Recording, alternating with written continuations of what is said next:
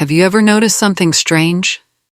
The people who are loved the hardest are not always the people who are respected the most. Think about that for a second. Some people give everything to their relationships, their time, their energy, their attention, their loyalty, and somehow the more they give, the less appreciated they feel. Their messages become easier to ignore. Their opinions carry less weight. Their boundaries slowly disappear. And one day they wake up wondering, how did I become invisible in my own relationship? Here's the uncomfortable truth. Love and respect are not the same thing. And if you lose one, the other often follows. But here's what almost nobody tells you. Respect isn't something your partner simply decides to give you. It's something your behavior quietly teaches them every single day. And there's one behavior that changes everything. We'll get to that in a moment. But first, meet Emma. Emma was the kind of partner most people dream about. If her boyfriend Jake was stressed, she dropped everything to help. If he forgot something important, she fixed it. If he canceled plans at the last minute, she understood. If he needed space, she gave it. If he needed reassurance, she gave that too. Emma believed something many good people believe. If I love someone hard enough, they'll eventually value me more. At first, it seemed true. Jake appreciated her kindness. He called her amazing, said he was lucky to have her. But then something changed, slowly, quietly, almost invisibly. Jake stopped asking before making plans. He started canceling dates more often. Texts that once arrived in minutes started arriving hours later. Then came the phrase that shattered Emma more than any argument ever could. You worry too much. She wasn't worrying too much. She was noticing something changing. But every time she raised concerns, she apologized by the end of the conversation. Every single time. Because Emma wasn't protecting the relationship, she was protecting Jake from discomfort. And that changed the entire power dynamic. Here's the psychological truth.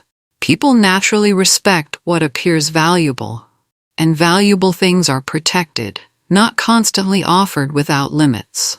The moment you teach someone that your time, attention, energy, and boundaries are endlessly available, their subconscious starts treating them that way.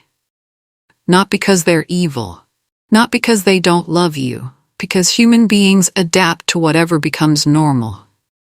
And that's exactly what happened next. One Friday night, Jake canceled their plans. Again. Something came up with the guys. Emma typed a long message, deleted it, typed another, deleted that too.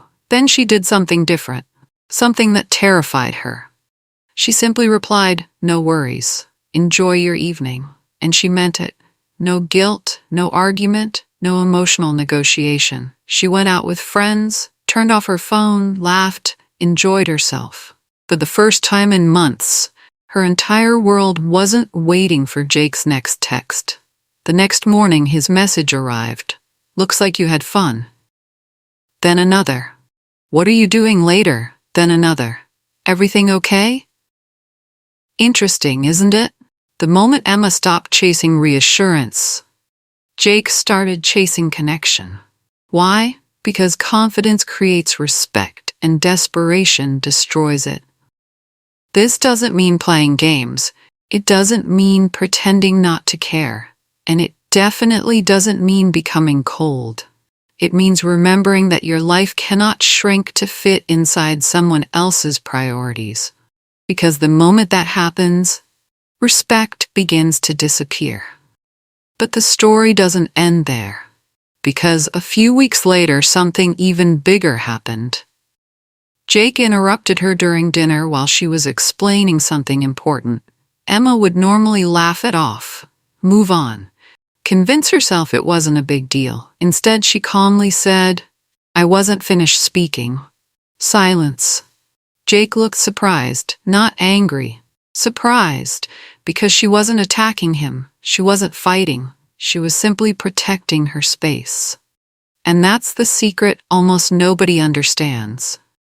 Boundaries don't push healthy people away. They teach people how to love you properly.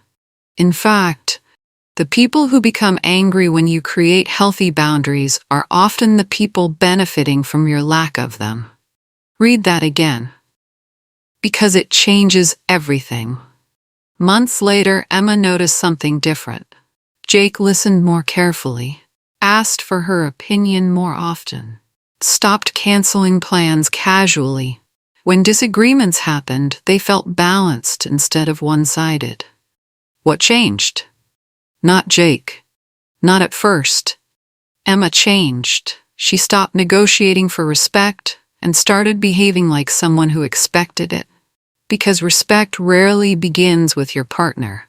It usually begins with you. The truth is, many people are terrified of setting boundaries because they fear losing the relationship. But here's the paradox.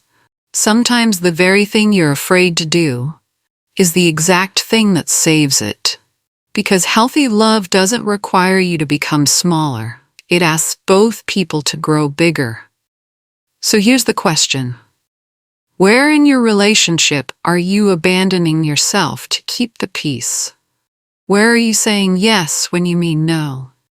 Where are you over-explaining your feelings just to make them acceptable? And what would happen if you stopped? Because the most attractive sentence in any relationship isn't, "Please don't leave me." It's this: "I respect myself enough to protect what matters to me." Do that, and your partner's respect for you may never be the same again. But here's what I want to know. What's one boundary you wish you had set sooner in a relationship? Share it in the comments. Someone reading your answer might need it more than you realize. And if this story resonated with you, send it to someone who keeps giving away pieces of themselves just to be loved. Sometimes the people who need this message most are the ones who never ask for it. Subscribe to Relationship Lab Files. See you in the next one.